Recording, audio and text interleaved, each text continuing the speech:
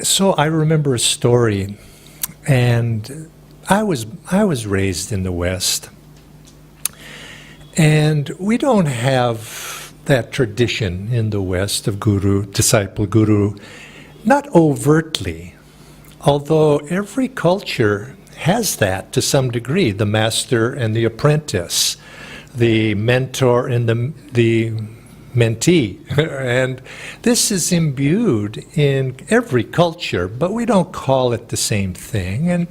And because of various cultural reasons, there's a certain rejection of the concept, because the Americans, they tend to be somewhat self-determined, and I've got to do it myself. If I don't go to the top of the mountain on my own, is it going to be my journey? And there's an egoity to that. But nevertheless, that was where I was born and came up in that culture.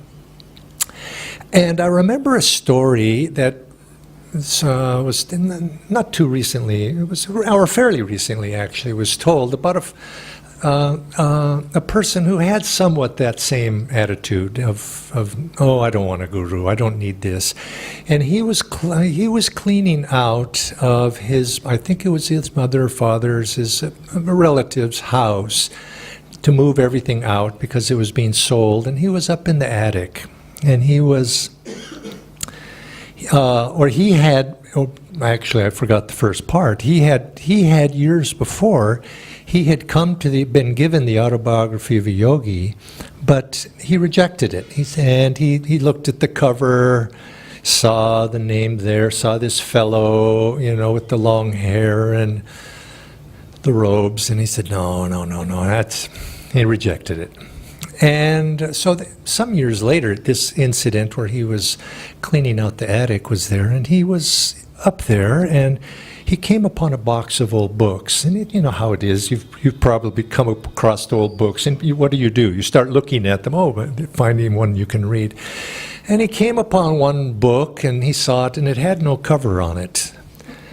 And he said, "Oh, okay. I wonder what this is about." And he started reading it, and he got into it, and he read a few pages, and he was entranced.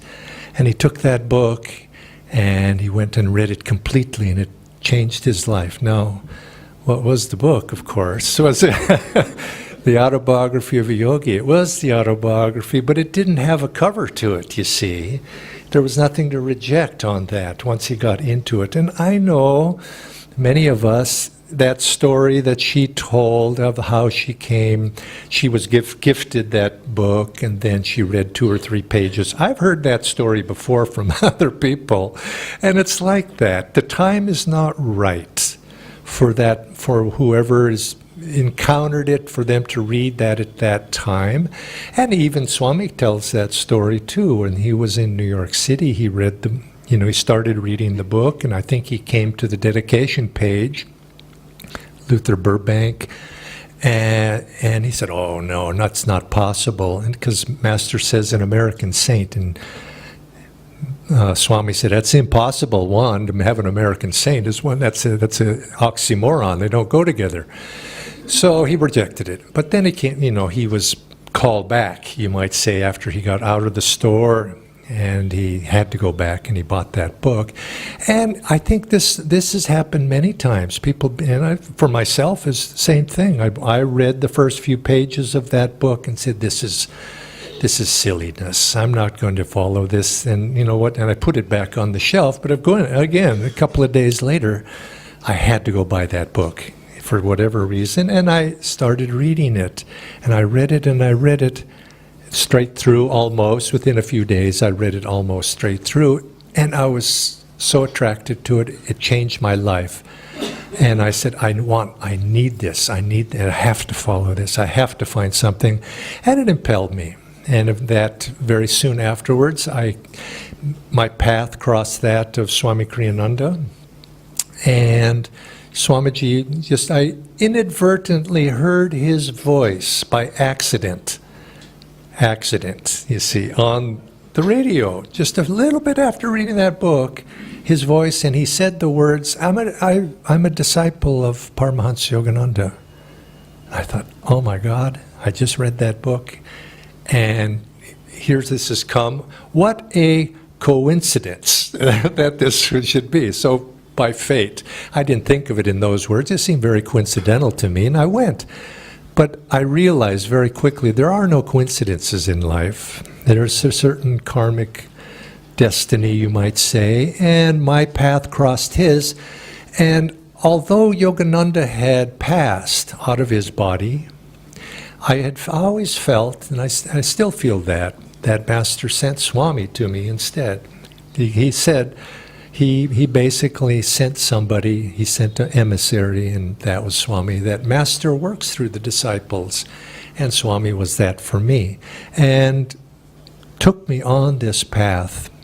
Now, if we read the autobiography, we know right at the very beginning the essential characteristics of Indian culture are twofold: the search for eternal verities and the concomitant disciple-guru relationship. My own path led me to the feet of a self-realized guru, which was Sri Yukteswar. That's how the autobiography begins, with those sentences, that it has sustained, and then he says, it's sustained the culture of India through the millennia, where others, cultures have risen and fallen and changed, but that those search for the eternal and the disciple-guru relationship. Now, I think you need a seat. If somebody can offer or find one for her.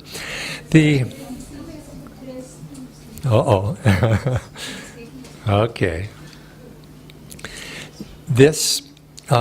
So these two qualities basically have sustained the culture over the millennia, and that's not an accidental statement, because truth has been passed down in this way. Truth can be stated in books, it can be in scripture, has its place, but a scripture is not living. It's not a living. It's something that Swami Kriyananda always said, is that the true scriptures are the saints. They are the ones that bring a scripture, a teaching, alive, to make it real. And they are the true authorities, higher than Scripture. They are the God-realized Master is the highest authority. And so this message and these truths have been passed down throughout the ages.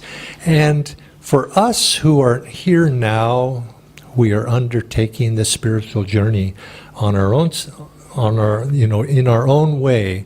We need to understand this principle and the power of what it means to be this guru-disciple relationship and what that means. Much emphasis goes toward the guru because we revere the guru. We see the greatness of the guru. But it's the other half of that equation that I think is the most important for us, because we are in the position of being the disciple. And so this is the part that has meaning for us. They say also, there's the old saying about India, that India has many, many gurus, has very few disciples.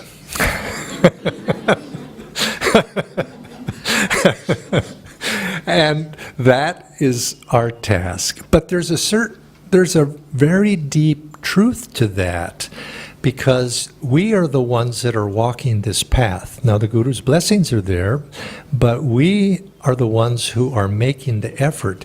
And you could say that the spiritual path is one of learning to become a disciple. This is what it means, to imbue yourself with the qualities of discipleship from the very earliest stages, so that we gain the power. If we take away that word discipleship, we need to gain the qualities in our life that will attract the divine to us. You see, this is what spirituality is about. It's developing those qualities of magnetism in ourselves that draw the divine to us. At the same time, learning to remove those obstacles that are preventing that to come to us. So the whole spiritual path is learning to be able to draw the grace of God to us, because the Guru is simply God in a form of one sort or another. God is the Guru, but God manifests in many different ways, and we have to be able to draw that to us. And so even from the various early beginnings of a human soul coming into a human body, being graced with that blessing, is learning to be able to draw that. And little by little the soul progresses, and we begin to slowly begin to develop the quality that will eventually draw that to us. Swami Sri Yukteswar makes a very nice point. He made a point in his book, The Holy Science, which recently we've been sharing in a study group in Gurgaon. And he makes the point that very simple people, when people come and they're very simple, the natural impulse of the heart is to give reverence to something that benefits them. It's just natural. If something is good, the rain is good, and you see the beauty of the rain, you're going to give reverence to the rain. If the wind is good, you're going to give reverence to the wind and to the crops and to everything in life. You give reverence to it. And he makes the point that this should be encouraged and respected.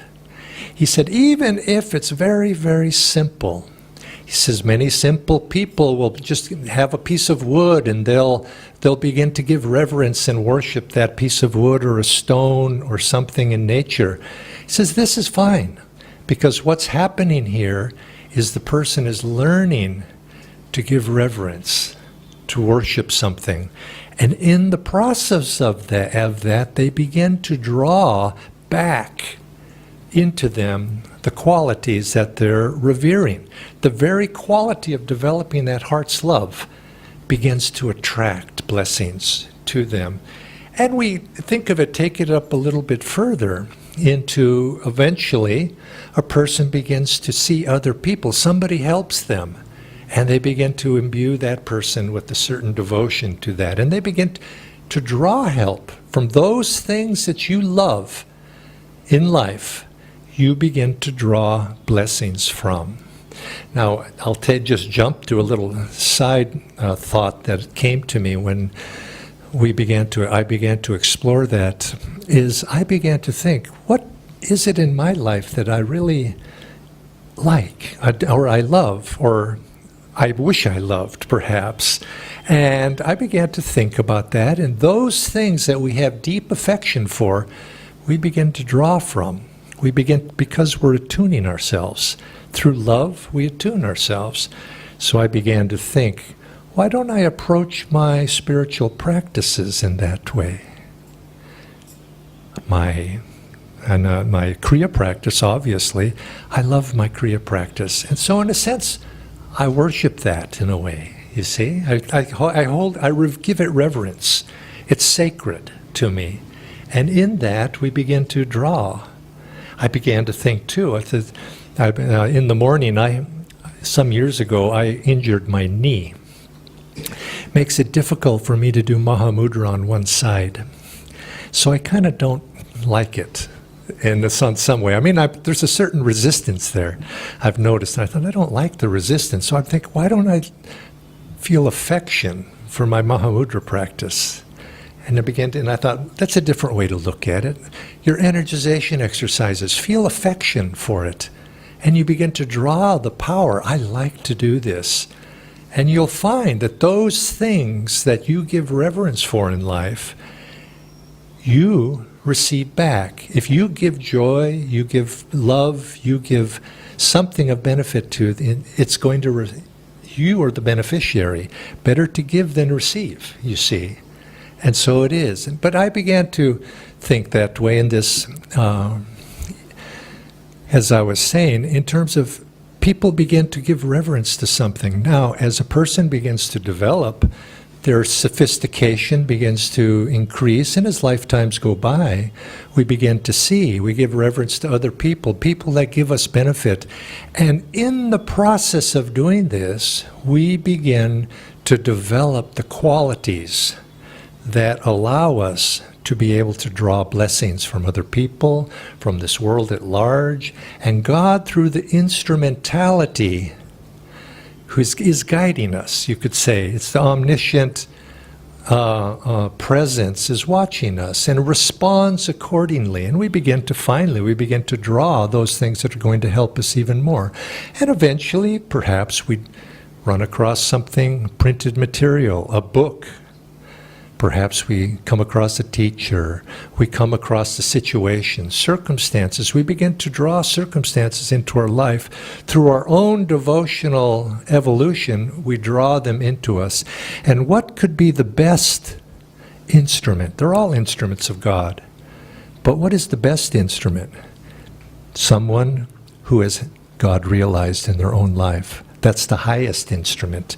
God speaking through an instrument who has made it to the top of the mountain and has then come back and is willing to share and to guide other people to that top of that mountain. That's the highest instrument. But we have to first, you see, develop the qualities of heart that allow us to be able to draw that. People think that they are going to find their guru.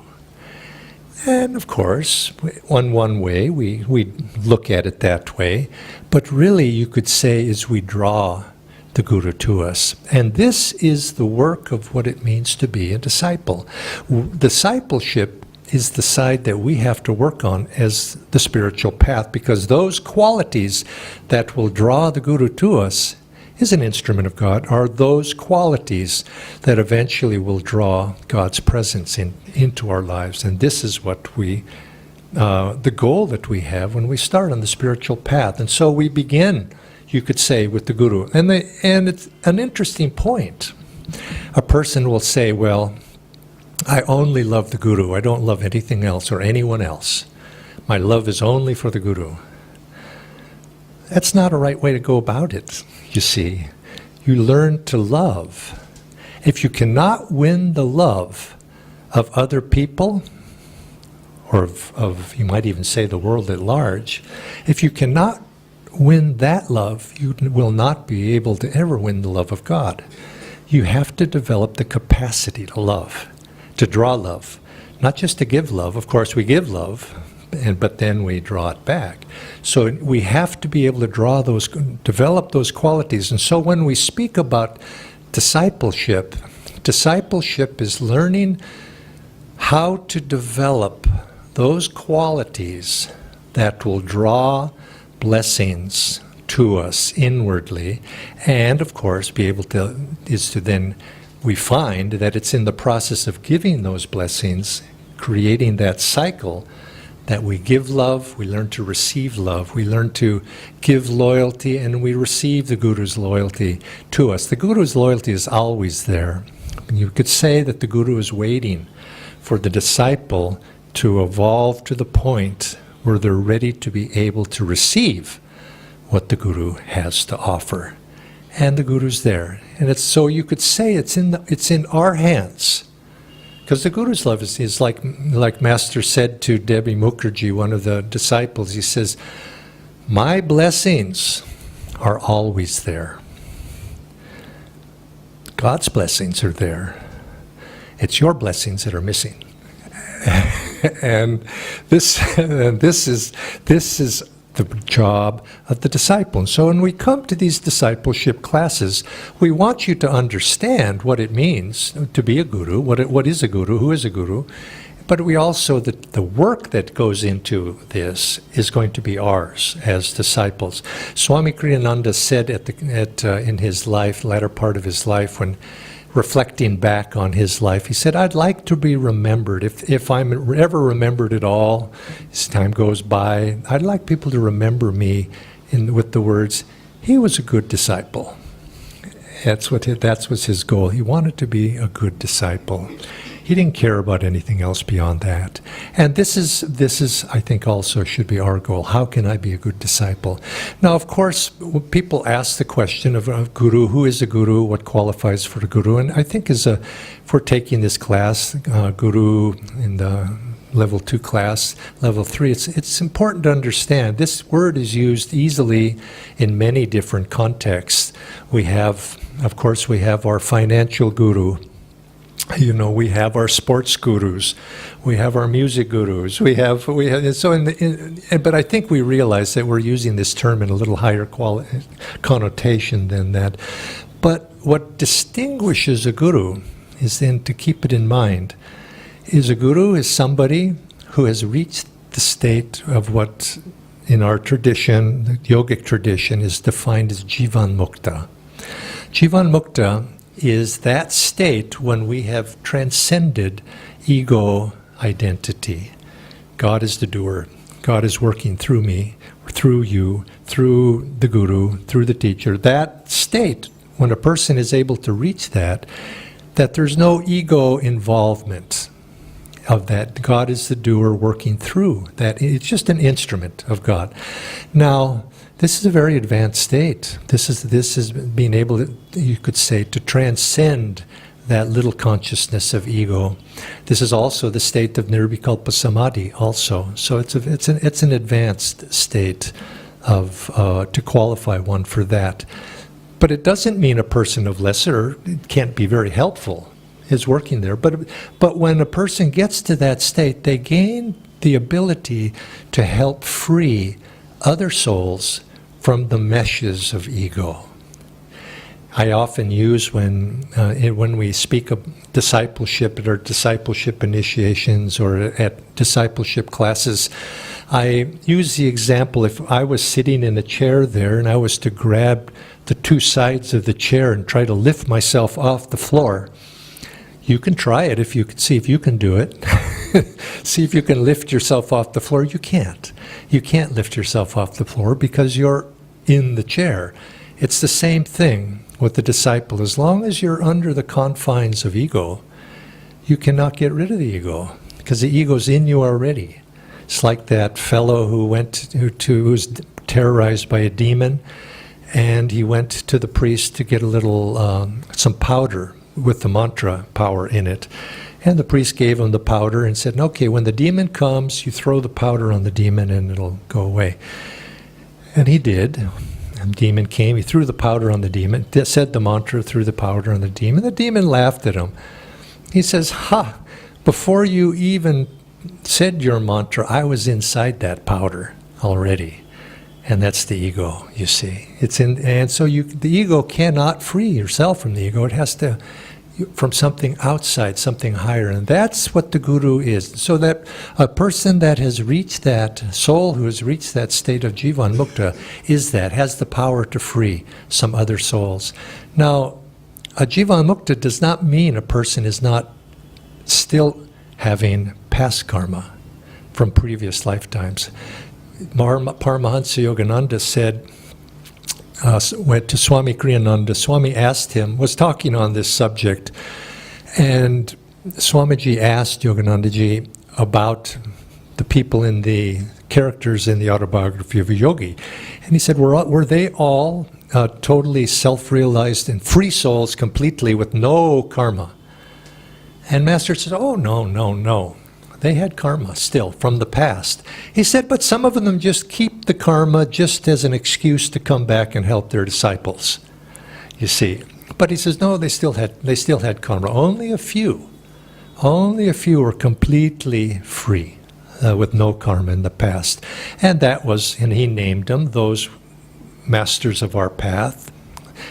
He didn't say himself because that wouldn't have been proper for him to say himself. But in other times he did say, actually, he too had dumped or killed Yogananda long ago, lifetimes ago. But then he said also there were two others, Swami Pranabananda and Ramgopal Muzumdar, also were totally free souls.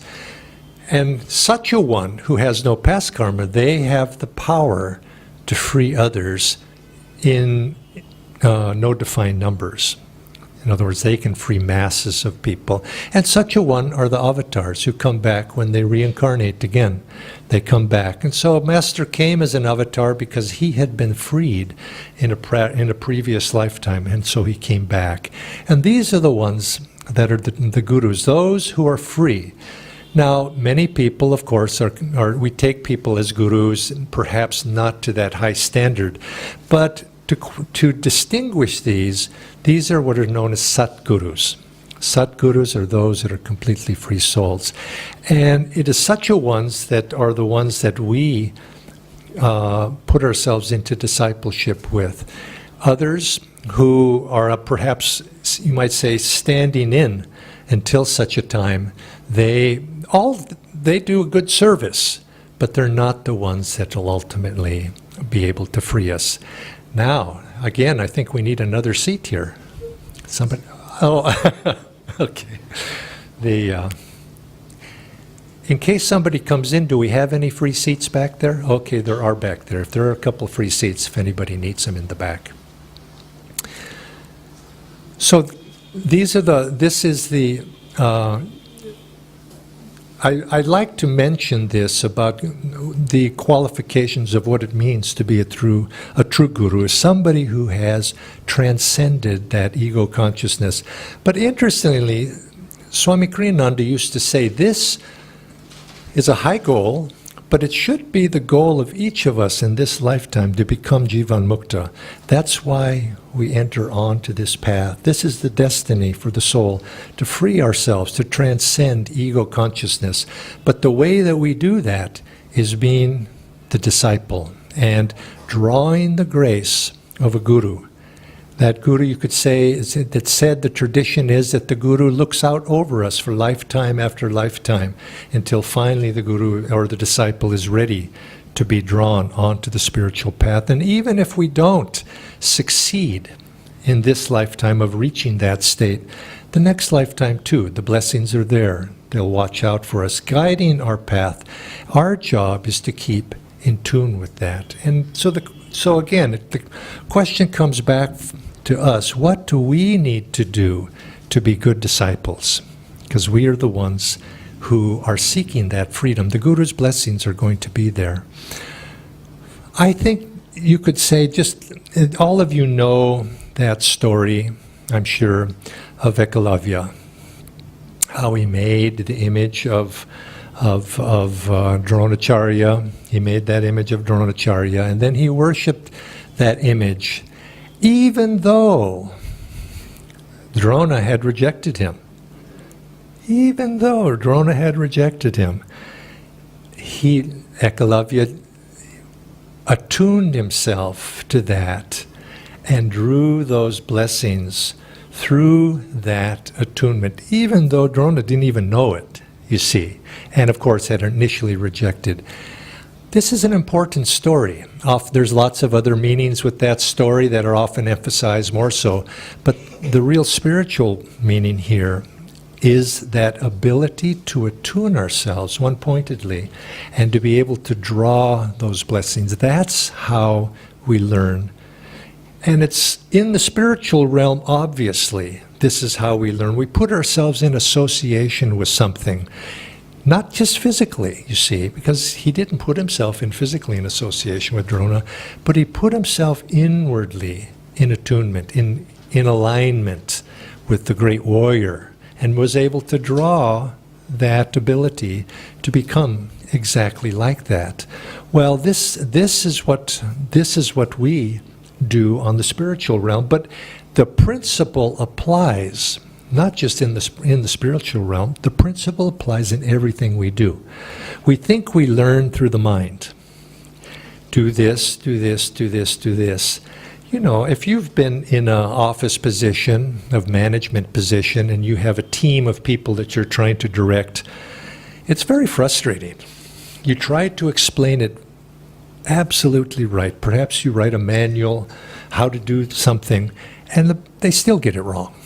If it's simply through the mind, it's never going to be precise, and they're not going to get the spirit of what is trying to be transmitted. But some people immediately, they understand immediately, oh, I know what you mean, and they immediately are able to emulate what it is that you're trying to convey to them.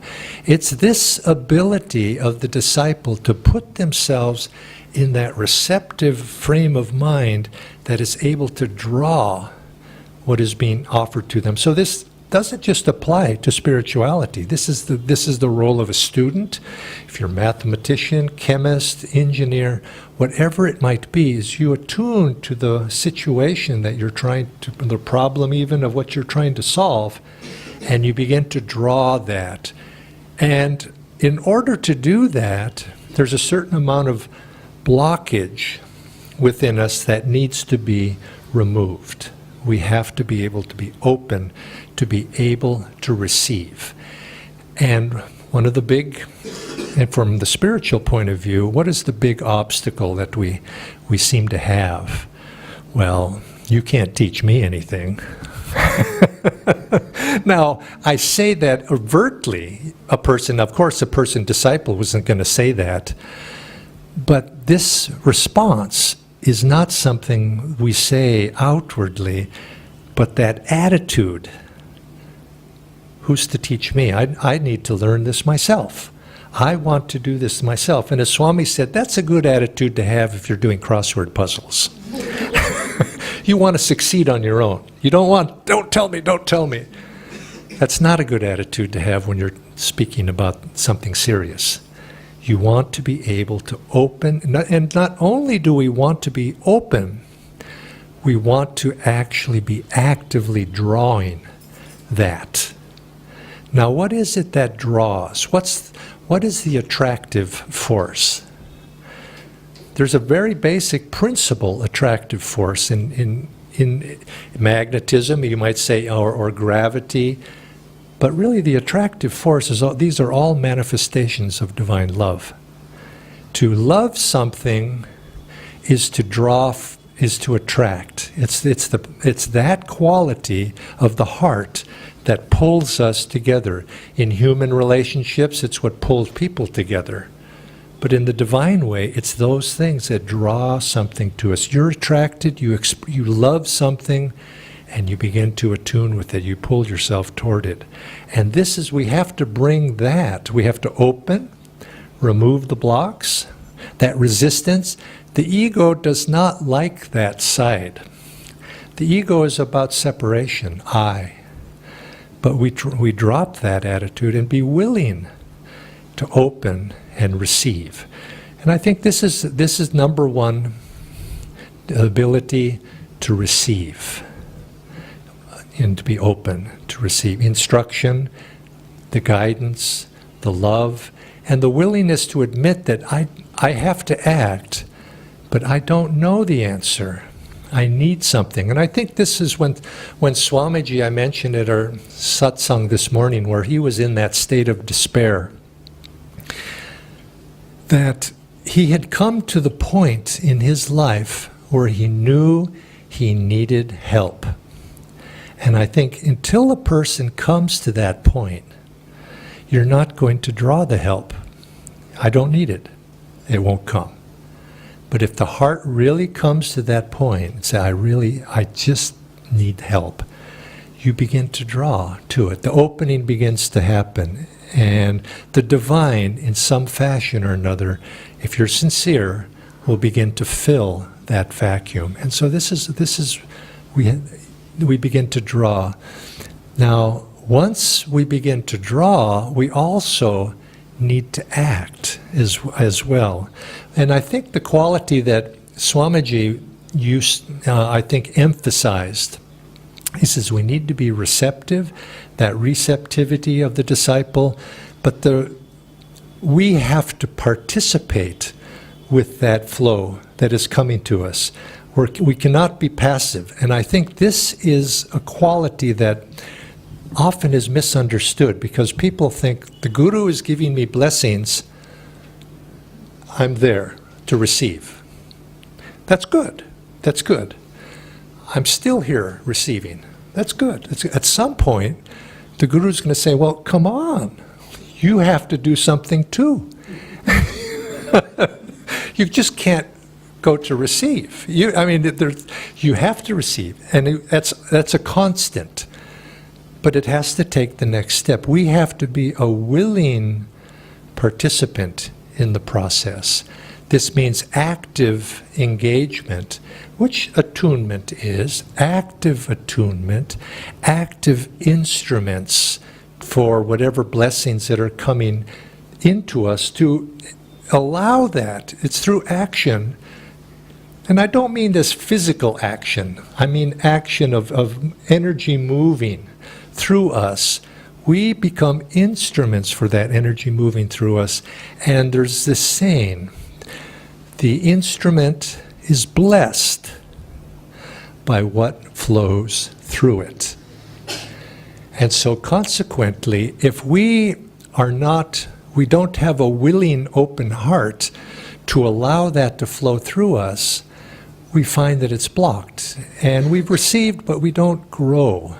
There's a story in the Bible, many of these parable stories, they illustrate something about the master who goes away and he gives his servants some money. That's called talent. The old days, those were called talents, a certain amount of gold. And each of the servants does something with it. Some of the people take the blessings, you could say, the talents, and hide them under a rock. Okay? And others take the talents and they do something with it. And the master comes back, and those servants who just put the talents under the rock, they returned them. Here they are, master. The same amount you gave me, it's back to you. And he scolded them. He said, what did you do with it? I gave you these things and you did nothing with them. Where the other ones, they took the talents and they invested them. And they gave back to the master the original amount plus the interest. Those were the good servants. And the story is there, of course, is not about money. The story here is about we're given something in life. And the willing instrument, the willing disciple is somebody who's willing to put their heart into it, their energy into it, and to act. I will reason, is what Master said. This is one of his highest prayers. I will reason, I will act, I will act. But guide thou my reason, will, and activity in everything I do. So we become willing instruments. So work through my hands, love through my heart, act through or think through my brain. It is you who is working through me, you see. So we have to participate in it. So we participate, but yet we participate in such a way that we're in tune. We vibrate in the same way. It's God who's working through us. It's the Guru's. It's not I anymore. Now at first, it is I. Let's be real. We are. I mean, it's me that's acting, and I'm trying to, you might say, stimulate the Guru's grace working through me. But you cannot, you have to act, and then slowly, in your action, you begin to realize it's not my action at all. God's acting through me. Guru's acting through me. So this is important for the disciple. There cannot be a passive disciple. It has to be an active disciple, but active on the Guru's behalf.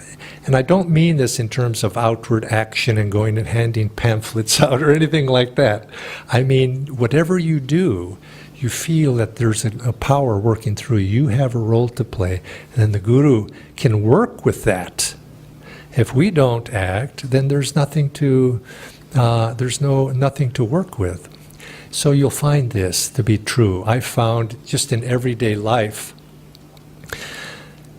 outside of this concept of discipleship, that if I'm stuck in a problem, I don't know what to do.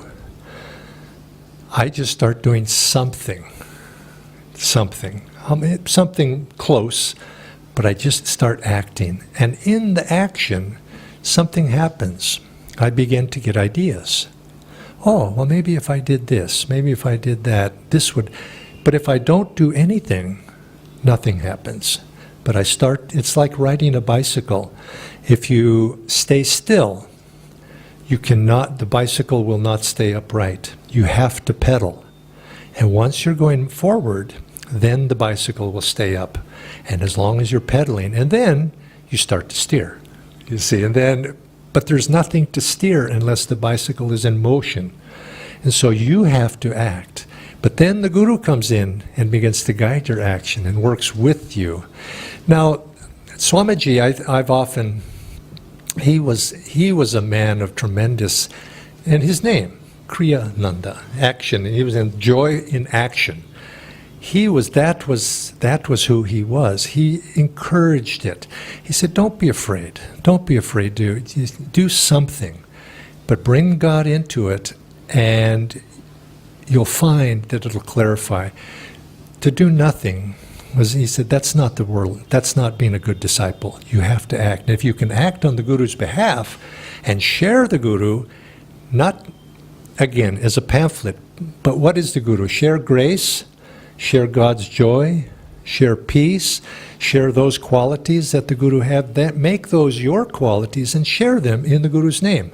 And you'll find that in this way you begin to draw blessings. And this is what it meant to Swamiji to be a true disciple. Everything he did in his life, he thought, how can I serve my Guru better? Through my actions, through what I'm doing. And that's what guided him in everything he did. There was nothing that I can even remember that he did just for his own sake. It was always had some inner purpose. Well, this will help this will help the Guru, this will make the word better. So he always had the Guru in mind. So you could say that would be the third quality. To do it with the Guru's presence through you. Action, that attunement, and Guru, keeping the Guru in mind. And finally, in Swami's latter part of his life,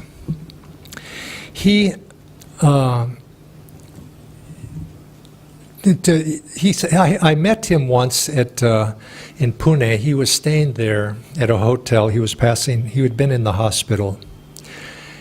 And it was a very sweet encounter. Dhyanaji and I were there. And we were going back to the NCR, and he was there, and we went to get his blessings before we left. And he wasn't feeling very good. He'd just been released. And he came and he was going to give us our blessings, and he started talking. And he started weeping. He said, we were worried about him. Why are you weeping? And he said, I just feel so much bliss. There's so much bliss. And then he said, when I was young, and he had been tossed out of SRF at that time. He said, and at other times in his life, I was not sure. I thought a Guru had abandoned me. And he says, and I just didn't know what to do. I thought Guru was going to abandon me. He says, but I came to the understanding that, and he said, I prayed to Guru. I says, Guru, Master, he says, you may have abandoned me, but and then he made this gesture like this. He says, I will never abandon you. I will never abandon you. I'll hold on to you. And as he was saying this, he was weeping as he was saying this. And I thought, that's what it takes, in my mind, is that one-pointed loyalty to your chosen path, whatever that is. Unless we have our discipleship is based on that foundation of absolute loyalty to what we intend, we're never going to be able to get beyond the first step. You could say that first step is built on the basic principles of the spiritual path. Sometimes we give these classes. By the way, when am I supposed to stop? I just looked. Okay, 50. Okay. I thought maybe it was 12:30, and I thought I'm in trouble. then Sometimes we give these classes in the chakras, and I'm sure probably you've been to some of these classes in the chakras. The very first, the Muladhara chakra, is in some ways is actually the most important, because that's where we start. You could say, if you're talking about the chakras on the base up, we start with that, and so it represents the foundation. And if we don't have the principles associated with the base, the foundation, firmly implanted us in our discipleship. So let's think about this in terms of discipleship. If we don't have that in place, we're not going to, it's like building our house on sand. We don't have a strong foundation. And what are the qualities of the Muladhara chakra? It's those qualities that are associated with, it's the earth quality, the earth sign, and it's, of course, it's associated with the planet Saturn. And it's the quality of those things that are firmness,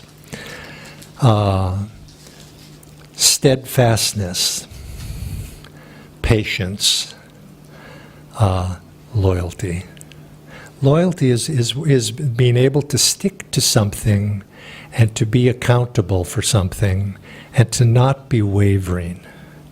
Now, the wavering of our ardor does happen. That happens. But the firmness of purpose wants to be there. And this is what I think brings success. To be loyal to our friends, absolutely. We have to learn that. And so you could say one of the qualities that we need to learn and we're tested with lifetime after lifetime until we can develop it will not have power to be able to attract the blessings of a guru until we develop it. And these are the qualities. We have to have those: steadfast, you could say the firmness of purpose, and particularly this quality of loyalty. And I think we demonstrate this quality of loyalty through what we do. Not take the guru out of the equation, but our loyalty to our friends, our loyalty to our family, our loyalty to I guess you could say to anything, really, employer. To be firm. Swami was this way. He would to be loyal to truth, to be loyal to your word. If you say you're going to do something, be loyal to it. You're firm with it. Now, Swami was this way in his relationships with people. If you were his friend, absolutely, he would be loyal to you and support you in your times of trouble. Does not mean he would not scold you. He would scold you and hold you accountable. But if there was a situation, he would be loyal to it. And I think this is what we want to be with other people as well. We want to demonstrate that loyalty to others. He liked to, when he was in Italy, he spent many years in Italy. One of the things that he liked about Italy, which he sort of liked also about India, but Italy has all these nice little shops. If you want to get your vegetables, you go to the vegetable shop. If you want to get your writing paper, you go to the writing paper shop. It's all these little tiny shops. India's a little like that.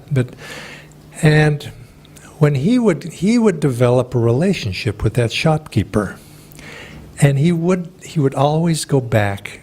If he had a relationship with the shopkeeper, he would always go back to that shopkeeper. And and out of a principle of loyalty, he says, I know that person. I'm going to be loyal to them. And the same thing with those people that he came to know, his students.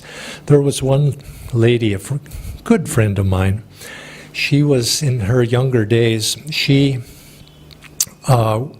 was at a time in her life where she was a great devotee, but she married this fellow who was also he was an Ananda member, a devotee too, but he was a little not quite as steadfast as she was.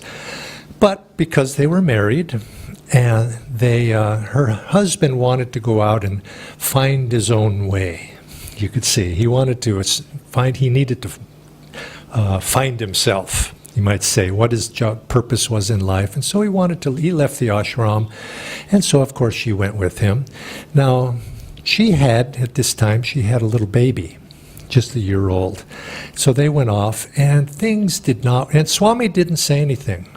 He didn't say anything. He advised against it a little bit, very gently. But why are you going? Don't, what? No. So he went. And about a year passed, and then things went terrible for them. Nothing worked. And finally, they were up in the Pacific Northwest, where in the wintertime, it rains all the time in the winter. And it was raining. They were out in the little cabin out in the forest, and she had this little baby. He was depressed. Things were terrible for her.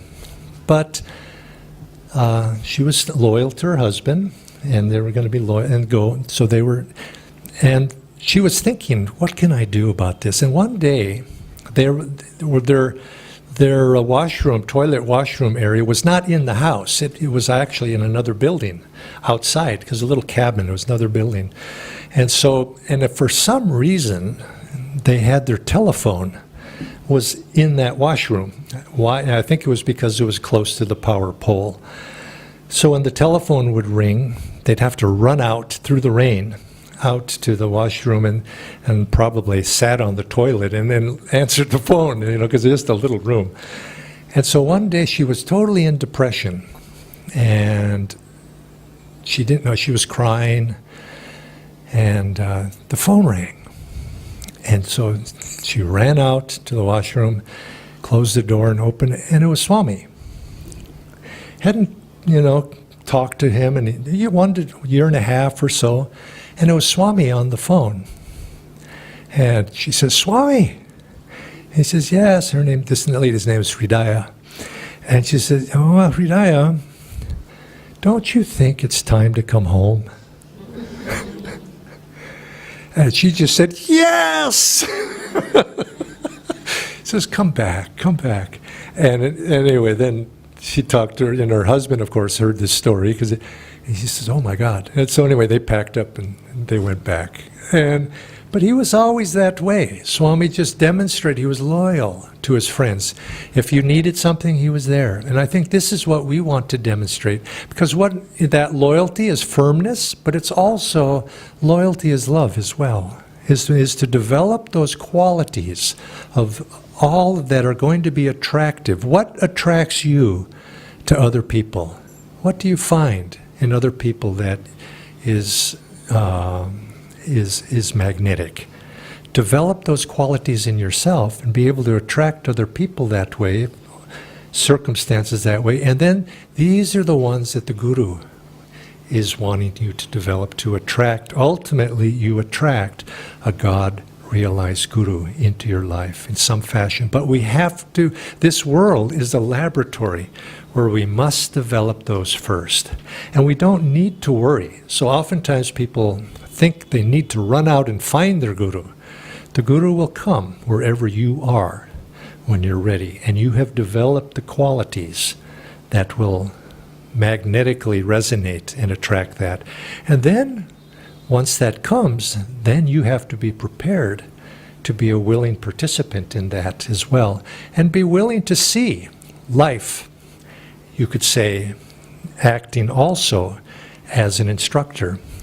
You could say, Swamiji used to say, for a disciple, it's deadly to ever say that life is unfair. He said that the disciple will never say that, because the true disciple is seeing everything as Guru's grace and trying to absorb whatever the lesson is that's coming through what's ever happening. Doesn't mean we have to like it. See, that's the thing. People think, well, I don't like it. Okay, that doesn't matter whether you like it or not. But to see what's underneath that, as we mentioned earlier, for our education and our entertainment, this world is created. But oh, how few are educated and how few are entertained. And this is what we develop these attitudes, and the Guru comes. So the question then, and this is the question I had when I came onto this path, I read that autobiography of a yogi. First few pages, put it down, came back, and a few days later I have to buy that book, and I read it and I devoured it. And I saw there, I thought, well, Master's gone. How can I draw the blessings once Master's no longer here? And I said, well, I puzzled over that intellectually for quite some time, but I realized that Master is not gone. It's like the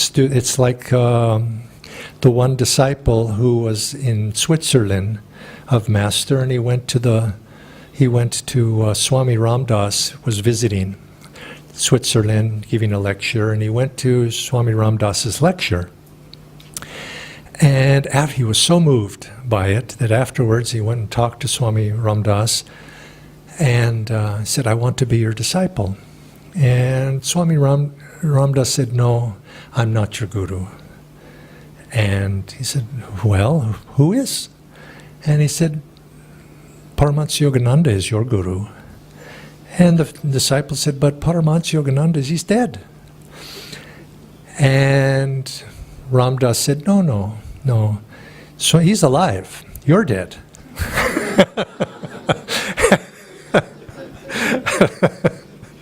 And so it is. And so we have to, a true guru's blessings continue. But of course, those two gurus' blessings, they pass down. They pass down through the succession of disciples that come, and we share those blessings. Each of you become a representative of those blessings too. You attach yourself to this line of gurus, and you become an instrument for that as well, to share these blessings. And the guru works through the line of successive people that come and become his disciples.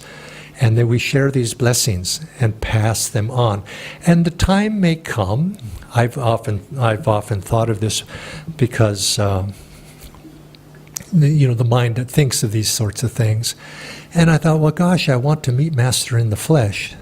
Well, it's not going to happen in this lifetime unless he comes in vision, you might say.